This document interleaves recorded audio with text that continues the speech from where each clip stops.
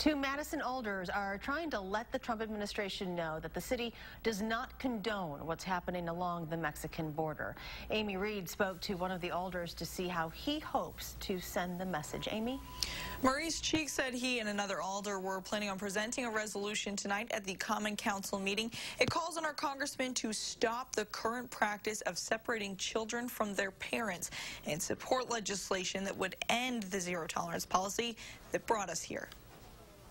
Maurice Cheeks hopes for full support tonight. He and Alder Shiva Bidar plan to introduce a resolution calling on our president and congressmen, specifically Senator Ron Johnson, who sits on the Homeland Security Committee. He has the absolute ability to be able to speak out on behalf of us in that capacity and say, you know what, this doesn't square with the values of my constituents in Wisconsin and in Madison, and for that matter, the values of the American people. In the resolution, Cheeks and Shiva asked Congress and the Trump administration to stop the current practice of separating children from their parents at the border, and they want the president to take responsibility for instituting the policy. Rabbi Bonnie Margulis supports this. She works with an immigrant advocacy group, and she thinks people trying to come to America have been through enough. They're making the most dangerous trek across 1,000 miles with their families, with their kids, because conditions are so terrible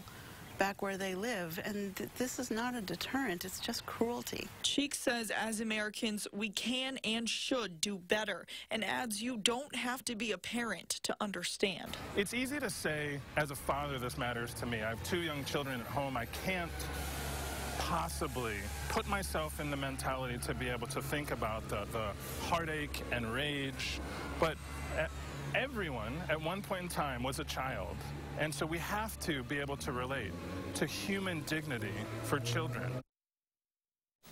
We've reached out to Senator Ron Johnson about the resolution. His team responded, saying Senator Johnson is working with his colleagues to find a legislative solution to this issue that keeps families together and does not encourage additional illegal immigration. The Common Council is expected to vote on this next week, and if it passes, Madison would be one of the first cities in the nation to do this. Story we will continue to follow to the very end. Amy Reed reporting tonight. Amy, thank you.